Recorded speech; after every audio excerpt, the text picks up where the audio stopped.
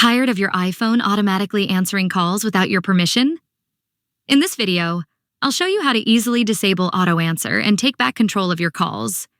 If you're new to my channel, make sure to subscribe and turn on the notification bell so you never miss a new tutorial I upload. First, open Settings on your iPhone. Scroll down a bit and find the Accessibility section. Tap on it. Next, scroll down again. And in the Physical and Motor section, you'll see the Touch option. Tap on it.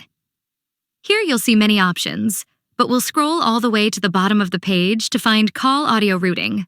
Tap on it. Now you'll see the option we're looking for. Auto Answer Calls. Tap on it. And finally, just toggle the switch to turn it off. Once you disable this feature, your iPhone will no longer automatically answer calls.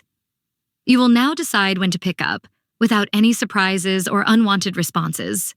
And that's it for this video. I hope you found it helpful. If you did, leave a like, share the video with your friends, and subscribe to the Smart Assistant channel for more tutorials like this. Thank you so much for watching, and I'll see you very soon in my next video.